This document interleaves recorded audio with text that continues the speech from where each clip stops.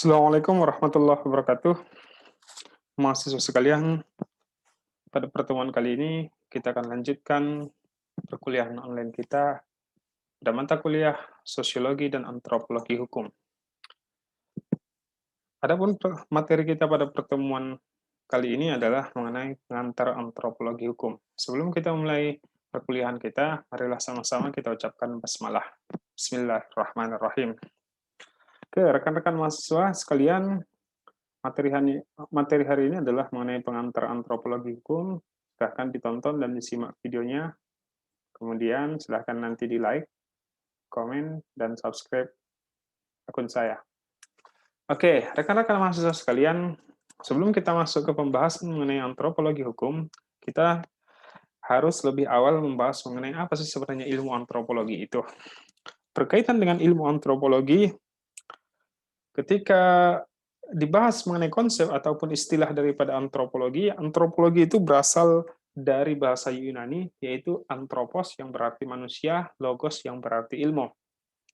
Jadi, antropologi itu singkatnya itu adalah istilahnya ataupun konsepnya itu adalah ilmu tentang manusia. Jadi, istilah daripada antropologi sebagai ilmu tentang manusia adalah suatu istilah yang sangat tua. Jadi dahulu digunakan dalam arti lain yaitu tentang ilmu tentang ciri-ciri tubuh manusia. Mahalan pernah juga dalam arti ilmu anatomi. Dalam perkembangan fase ketiga sejarah perkembangan antropologi, istilah ini mulai dipakai terutama di Inggris dan Amerika, dalam arti sama dengan etnologi pada awalnya. Di Inggris kemudian istilah antropologi malahan mendesak istilah etnologi, dan di Amerika istilah antropologi dipakai dalam arti yang amat luas, karena meliputi bagian fisik maupun sosial dari ilmu tentang manusia.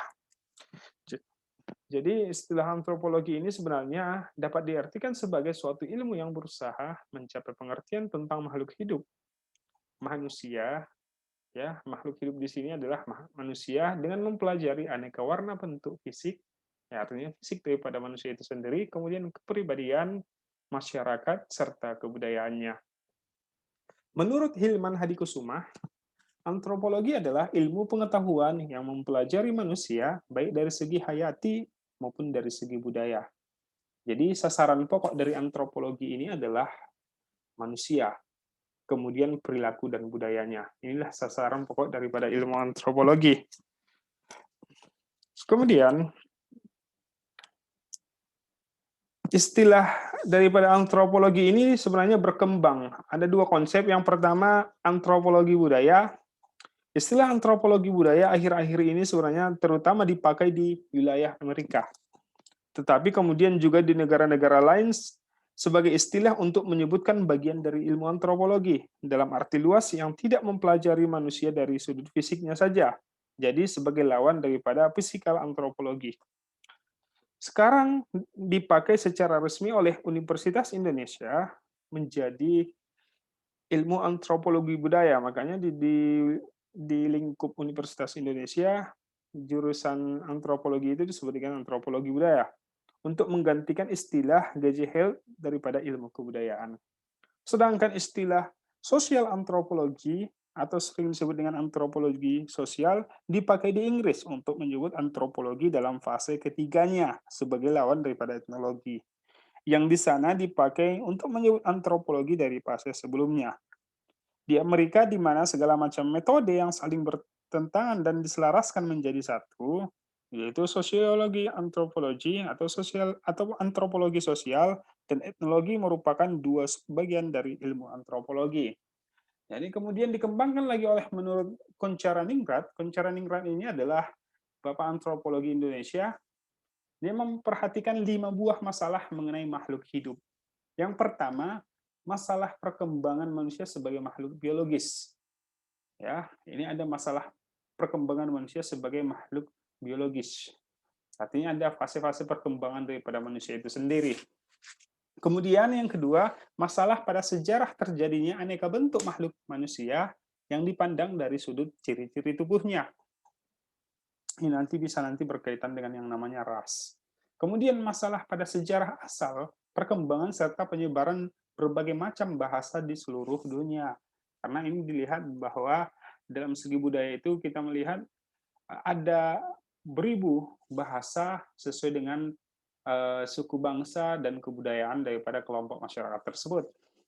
Kemudian yang keempat, masalah persebaran dan terjadinya keanekaragaman kebudayaan manusia di seluruh dunia. Jadi ada masalah persebaran antara satu daerah, satu region, satu wilayah dengan wilayah yang lain terkait dengan keanekaragaman kebudayaan manusia yang ada di muka bumi ini. Contohnya saja di Indonesia saja, beragam suku bangsa, bahasa yang terdapat di wilayah Indonesia. Kemudian yang kelima, masalah pada dasar-dasar dan keanekaragaman kebudayaan manusia dalam kehidupan masyarakat. Ya, di dalam kehidupan masyarakat, masyarakat dan suku bangsa yang tersebar di seluruh penjuru bumi pada zaman sekarang ini. Jadi bisa dikaji di mana titik beratnya itu adalah dasar dan keanekaragaman kebudayaan manusia dalam kehidupan bermasyarakat dan kehidupan suku bangsa yang tersebar di seluruh penjuru bumi pada saat sekarang ini. Jadi itulah dia 5 masalah mengenai makhluk hidup yang langsung digagas, dibuat konsepnya itu menurut Koncara Ningrat di dalam ilmu antropologi. Jadi ruang lingkup antropologi itu bisa dilihat dari segi ruang lingkup antropologi fisik dan ruang lingkup antropologi budaya.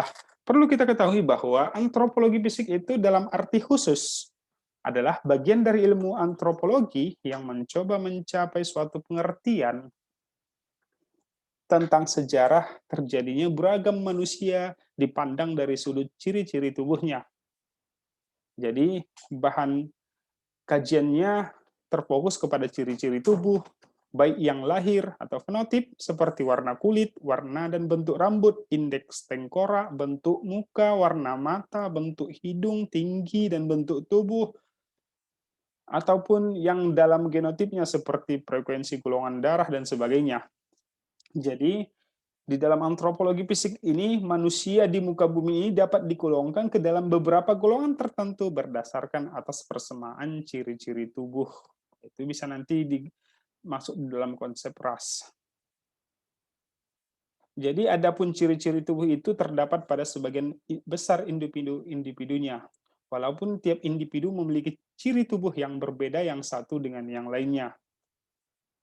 Maka penggolongan itulah penggolongan manusia yang seperti itu berdasarkan daripada ciri-ciri fisiknya ini disebut dengan yang namanya ras.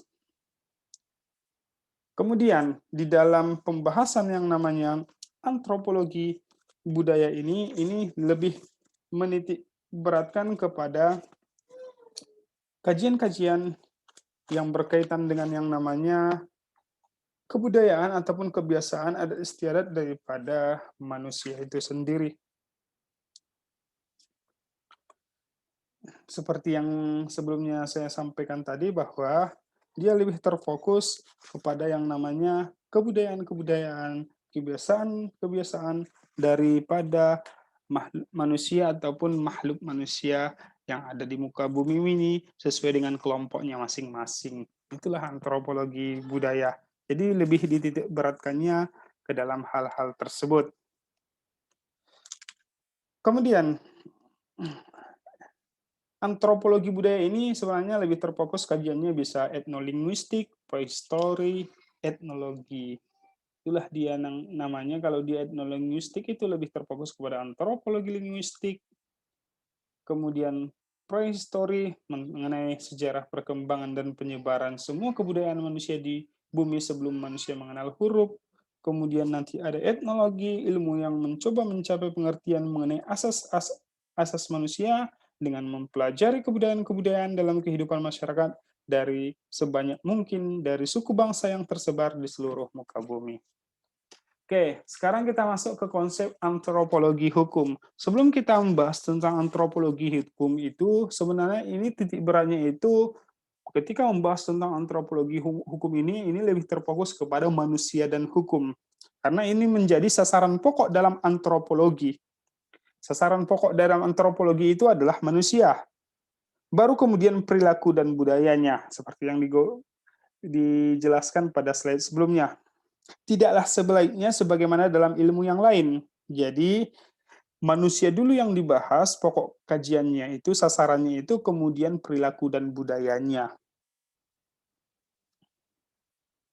Jadi menurut para ahli, bahwa kelas-kelas yang terdapat di dalam manusia dan hukum ini akan menjadi sebuah fundamental yang menjadi titik kajian daripada yang namanya antropologi hukum.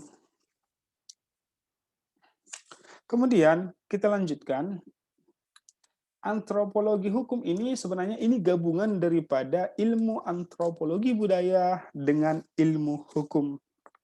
Sebagaimana telah diuraikan pada kajian antropologi yang tadi, bahwa sebenarnya ketika berbicara mengenai yang namanya antropologi hukum ini lebih dititik beratkan kepada kajian antara manusia dengan hukum. Termasuklah yang namanya perilaku-perilaku manusia terhadap hukum. Kemudian, dari sudut pandang ilmu hukum, subdisiplin ilmu hukum empiris yang memusatkan perhatiannya pada studi-studi hukum dengan menggunakan pendekatan antropologis. Jadi kalau kita berbicara dari sudut pandang hukum sebagai subdisiplin ilmunya adalah ilmu hukum, dia lebih memusatkan perhatian pada studi-studi hukum dengan menggunakan pendekatan antropologi. Sedangkan dari sudut pandang antropologis, subdisiplin antropologi budaya yang memusatkan perhatian pada fenomena empiris kehidupan hukum dalam bermasyarakat. Jadi, berbeda ketika melihat ilmu antropologi hukum ini dari segi sudut pandang ilmu hukum dengan dari segi sudut pandang antropologi sebagai subdisiplin ilmunya. Kalau dia dari segi sudut pandang ilmu hukumnya, dia lebih menitik beratkan dengan mencari ataupun memusatkan perhatian pada studi-studi hukum dengan menggunakan pendekatannya antropologi, sedangkan kalau dia dari sudut pandang antropologi sebagai subdisiplin ilmunya, dia memusatkan perhatiannya pada fenomena empiris kehidupan hukum dalam masyarakat. Jadi, antropologi melihat hukum hanya sebagai aspek dari kebudayaan. Jadi salah satu daripada antropologi itu, dia memandang hukum sebagai salah satu bagian daripada budaya, di mana suatu aspek yang digunakan oleh kekuasaan masyarakat yang teratur dalam mengatur perilaku dan masyarakat agar tidak terjadi penyimpangan dan penyimpangan yang terjadi dari norma-norma sosial yang ditentukan dapat diperbaiki. Itulah dia aspek daripada antropologi ketika melihat hukum hanya sebagai aspek dari kebudayaan. Kemudian, pengertian ataupun konsep dari antropologi hukum itu sendiri merupakan cabang ilmu pengetahuan hukum yang mempelajari pola-pola sengketa dan penyelesaiannya, baik pada masyarakat yang sederhana maupun pada masyarakat yang mengalami modernisasi. Jadi batasan ini dikemukakan oleh Paul Bohannan. Oke, jadi ketika berbicara tentang antropologi hukum itu adalah ilmu pengetahuan yang mempelajari manusia dan dengan kebudayaan yang khusus di bidang hukum. Atau antropologi hukum ini juga bisa ditafsirkan sebagai suatu spesialisasi ilmiah dari antropologi budaya, bahkan dari antropologi sosial, di mana kebudayaan hukum yang dimaksud adalah menyangkut aspek-aspek hukum, aspek-aspek yang digunakan oleh kekuasaan masyarakat untuk mengatur anggota-anggota masyarakat agar tidak melanggar kaidah-kaidah sosial yang telah ditetapkan oleh masyarakat bersangkutan. Kemudian, menurut J.B. Dalio, bahwa antropologi hukum itu adalah antropologi yang mempelajari hukum sebagai salah satu aspek kebudayaan. Kemudian, Hilman Hadikusuma memberikan pendapat mengenai antropologi hukum sebagai ilmu pengetahuan yang mempelajari manusia dengan kebudayaan yang khusus di bidang hukum. Itulah yang konsepnya yang tadi. Kemudian, antropologi hukum sebagai ilmu pengetahuan yang merupakan spesialis dari antropologi budaya. Artinya, antropologi hukum ini lebih dititik beratkan pengembangan dari sebuah ilmu pengetahuan ataupun sebuah spesialisasi dari ilmu antropologi budaya. Jadi antropologi hukum itu lebih difokuskan tentang mengkaji tentang manusia dalam kaitannya dengan kaidah-kaidah sosial yang bersifat hukum, sedangkan kaidah-kaidah sosial yang tidak bersifat hukum bukanlah sasaran pokok dari penelitian antropologi hukum. Jadi timbulnya pertanyaan mengenai kaidah-kaidah sosial yang manakah yang merupakan kaidah hukum.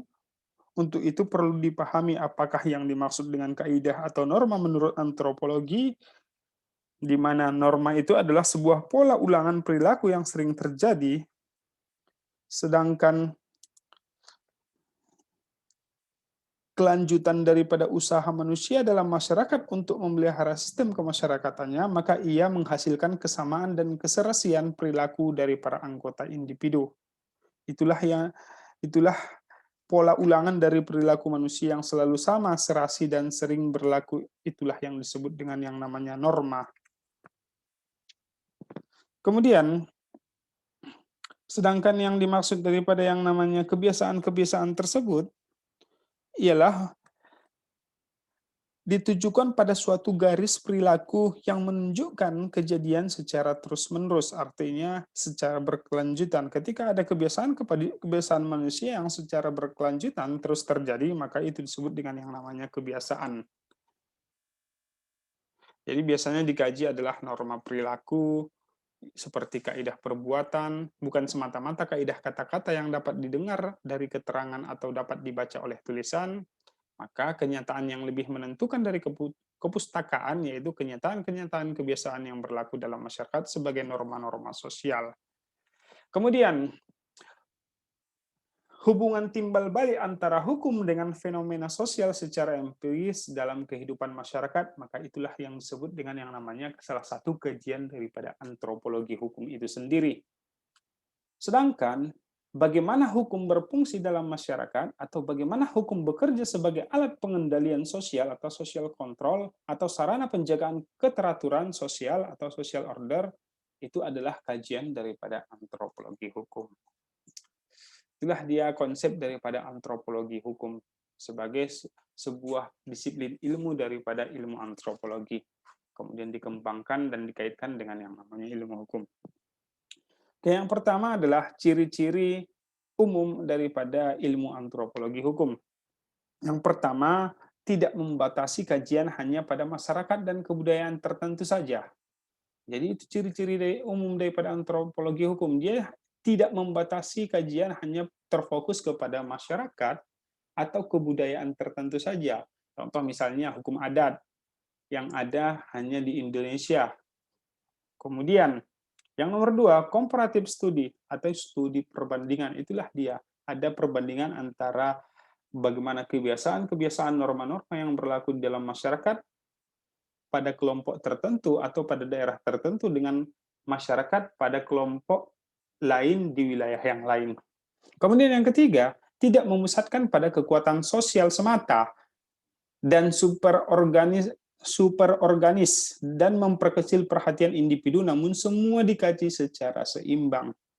Jadi kalau dia antropologi hukum itu, dia tidak menitik beratkan untuk memusatkan pada kekuatan-kekuatan sosial, tetapi dia superorganis, di mana memperkecil perhatian individu, namun semua dikaji secara seimbang. Artinya ada keseimbangan antara satu aspek kajian dengan aspek yang lain. Kemudian yang keempat, melihat masyarakat secara dinamis. Ya, artinya ada perkembangan daripada sebuah masyarakat. Dia tidak kaku. Kenapa? Karena sifat daripada kebiasaan masyarakat itu selalu berkembang sesuai dengan perubahan-perubahan sosial dan perubahan ataupun perkembangan zaman. Di mana perlu kita ketahui bahwa kita sedang menghadapi yang namanya perkembangan ilmu pengetahuan dan teknologi. Artinya ada di situ pengaruh modernisasi dan globalisasi. Kemudian yang kelima, masyarakat dipandang secara terintegrasi dan holistik. Jadi ada integrasi daripada masyarakat ketika dilihat dari ilmu antropologi hukum dan sifatnya itu sangat holistik. Kemudian yang keenam, antropologi hukum adalah ilmu yang bersifat empiris, ya, empiris nyata di lapangan. fakta yang terjadi di lapangan, maka teori-teorinya harus didukung fakta.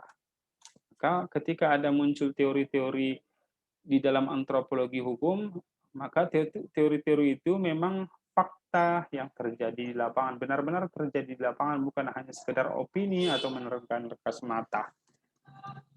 Kemudian, manfaat mempelajari antropologi hukum. Yang pertama, telah antropologi hukum akan memperdalam pemahaman mengenai proses pengendalian sosial, latar belakang budaya dari hukum, tetapi hasilnya tidak dapat langsung digunakan.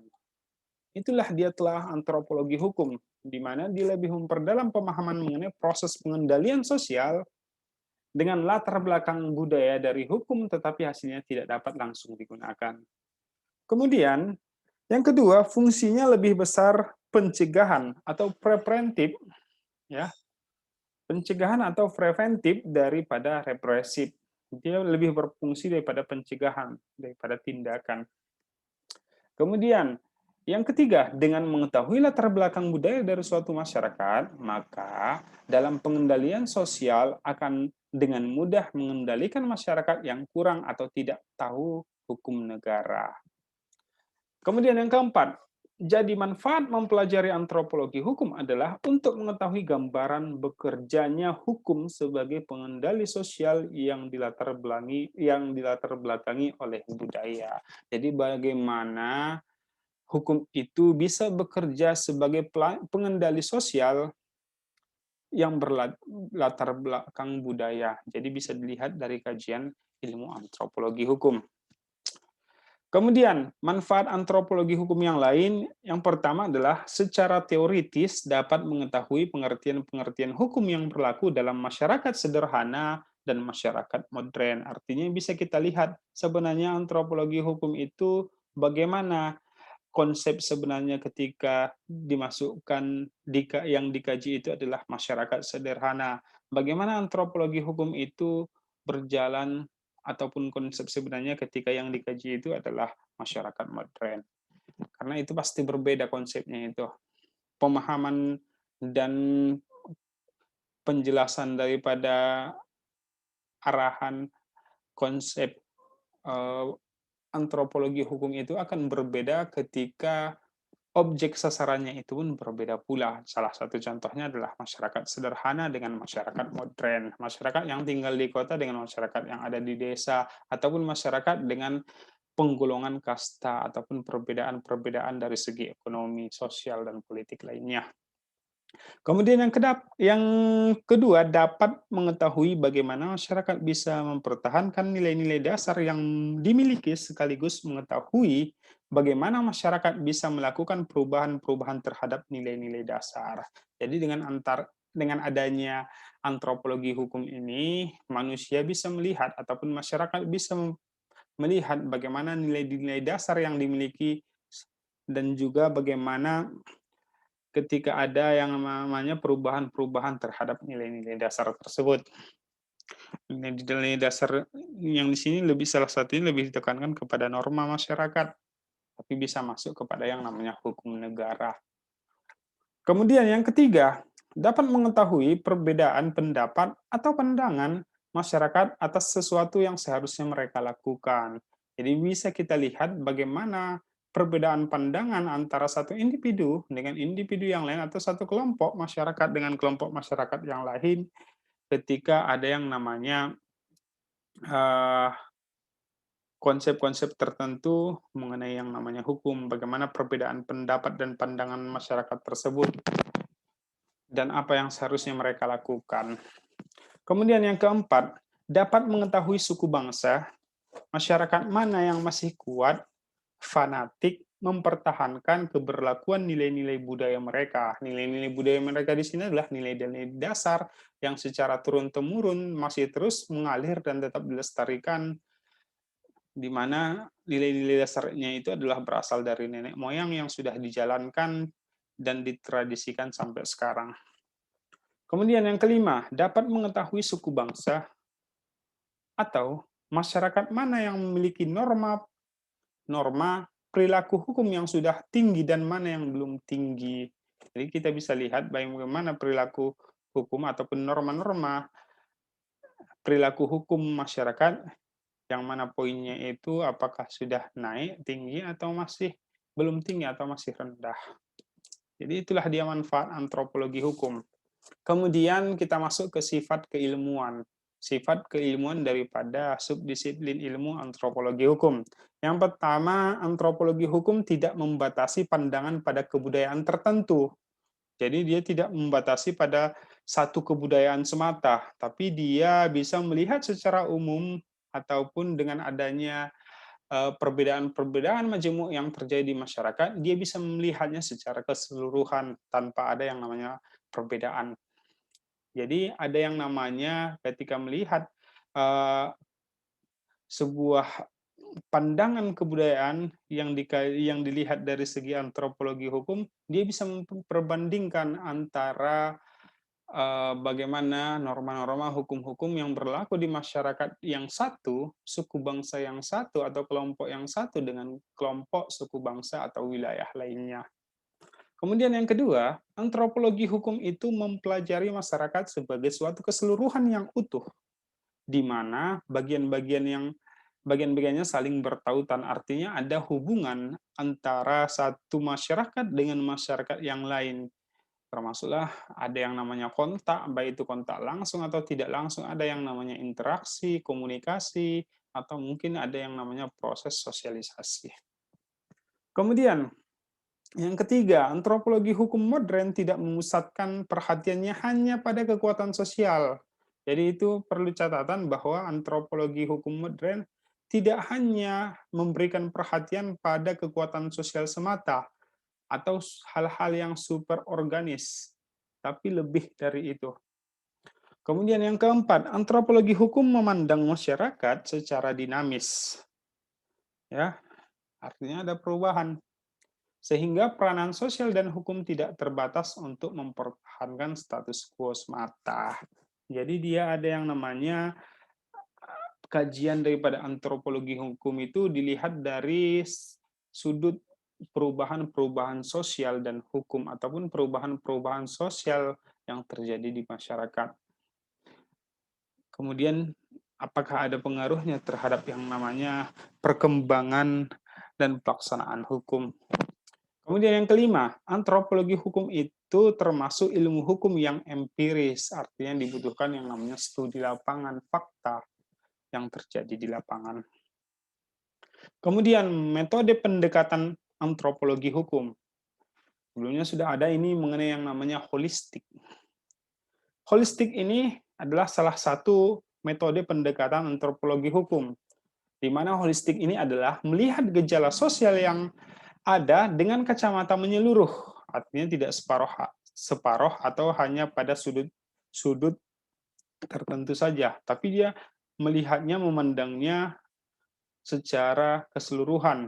Yang dilihat dari berbagai sudut pandang, tidak stereotip, yaitu hukum dipandang bukan hanya hukum secara sih, ya, artinya hukum secara keseluruhan semata, tetapi dilihat dari sudut pandang dan kaitan fungsinya dengan yang lain. Jadi dia bukan melihat hukum secara satu kesatuan saja. Dia tidak melihat gejala sosial itu hanya dari faktor ilmu hukum semata atau dari aspek hukum semata, tapi bisa dilihat fungsinya itu dari berbagai aspek ataupun kaitan fungsinya. Contohnya bisa dilihat dari segi ekonomi, politik, sosial, agama, ataupun yang lainnya. Itulah dia metode pendekatan antropologi hukum, yaitu holistik. Kemudian metode pendekatan antropologi hukum yang lain adalah empiris. Dia lebih menitik beratkan pada kenyataan-kenyataan hukum yang nampak dalam situasi atau peristiwa hukum. Artinya dia benar-benar terjadi di lapangan.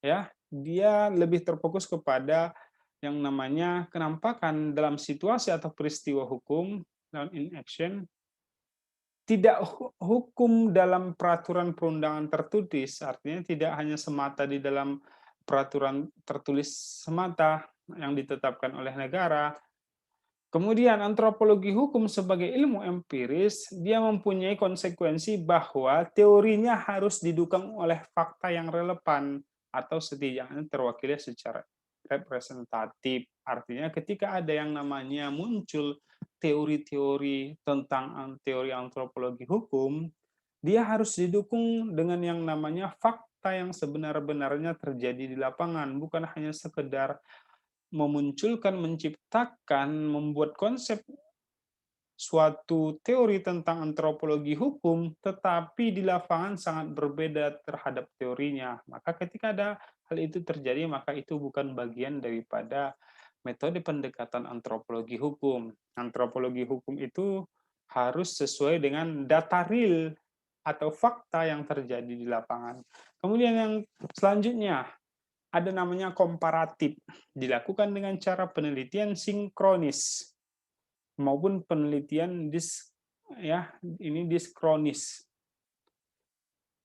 Dalam penelitian sinkronis sebagai prinsip persamaan di antara berbagai kebudayaan, artinya ada hubungan, ada yang namanya simbiosis mutualisme antara yang satu dengan yang lainnya ketika dipandang dari berbagai kebudayaan tertentu. Sedangkan metode komparatif yang diskronis atau di sini dibuatnya diakronis, meneliti suatu masyarakat tertentu dari waktu ke waktu atau perkembangan suatu masyarakat. Artinya dia melihat suatu masyarakat itu dari waktu ke waktu atau sesuai dengan perkembangan suatu masyarakat tertentu.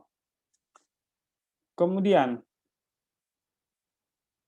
apa perbedaan antropologi hukum dengan hukum adat?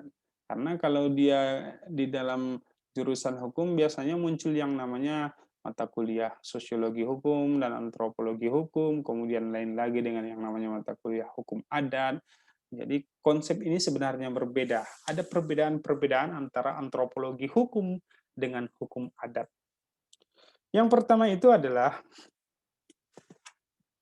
kalau dilihat dari objeknya, maka antropologi hukum objeknya adalah perilaku manusia. Sedangkan hukum adat objeknya itu adalah norma hukum di luar undang-undang. Kalau dilihat dari pendekatannya, kalau di antropologi hukum itu terfokus kepada yang namanya pendekatan holistik. Sedangkan pendekatan dari hukum adat itu adalah yuridis normatif. Kemudian yang ketiga, sifat penelitian. Sifat penelitian daripada antropologi hukum yaitu penelitian lapangan, artinya langsung terjun ke lapangan. Ataupun mencari informasi, mencari data itu dengan cara studi lapangan. Terjun langsung ke lapangan tanpa melakukan perantara ataupun tanpa mendapatkan informasinya dari koran, website. Ketika kita dapat informasinya dari berbagai media, koran, majalah, maka itu disebut dengan yang namanya sumber datanya itu sumber data sekunder. Artinya tidak dilakukan penelitian secara langsung ke lapangan. Sementara di sini lebih dituntut penelitian lapangan, artinya data yang diperoleh itu adalah data primer. Data yang diperoleh secara langsung di lapangan oleh peneliti kepada masyarakat ataupun kelompok tertentu. Kemudian normanya, kalau di antropologi hukum itu normanya kenyataan, sedangkan hukum adat lebih terfokus normanya itu dikehendaki. Kemudian, perbedaan antropologi hukum dengan sosiologi hukum.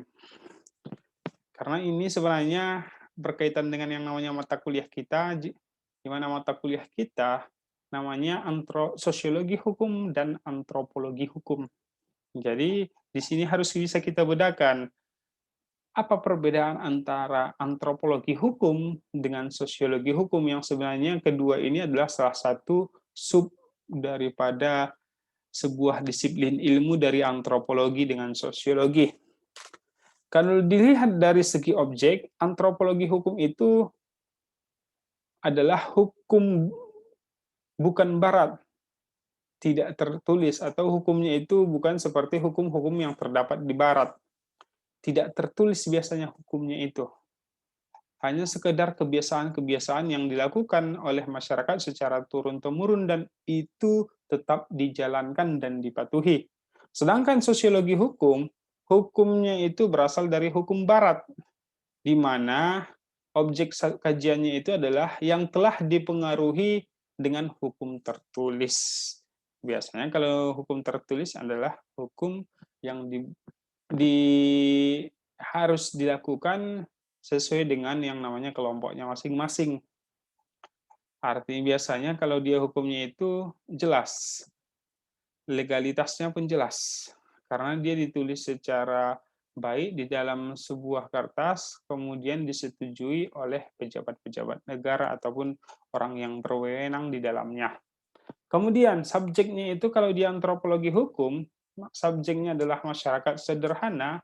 Masyarakat sederhana itu adalah masyarakat-masyarakat yang masih belum mengikuti secara utuh daripada perkembangan modern.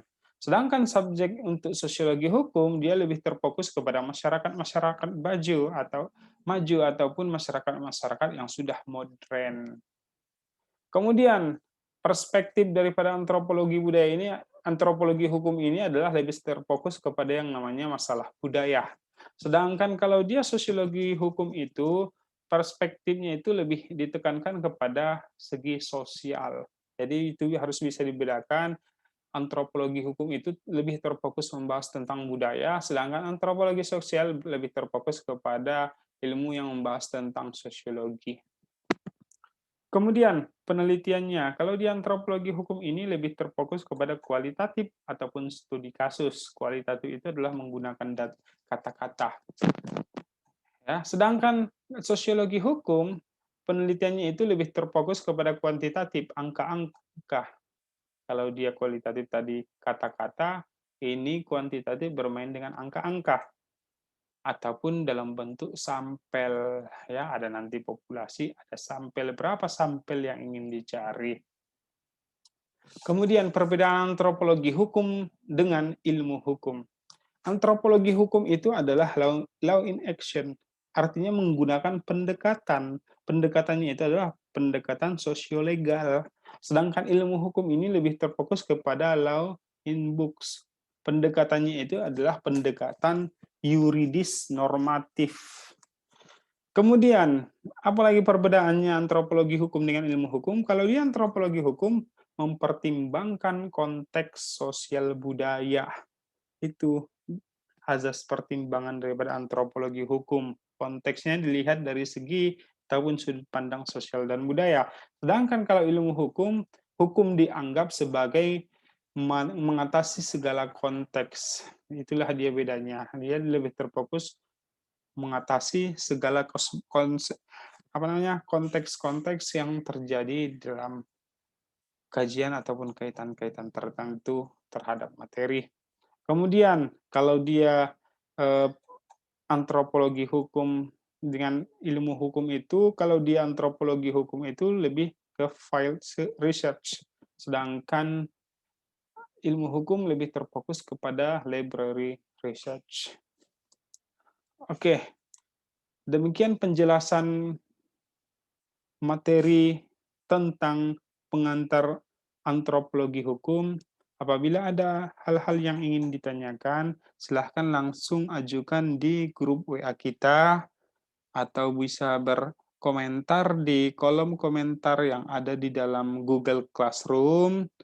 Kemudian juga jangan lupa like, comment, share, and subscribe akun YouTube saya, MZ Batubara. Demikian pembahasan kali ini mengenai pengantar antropologi hukum. Mudah-mudahan bermanfaat bagi seluruh mahasiswa sekalian. Saya sudahi dengan salam. Assalamualaikum warahmatullahi wabarakatuh.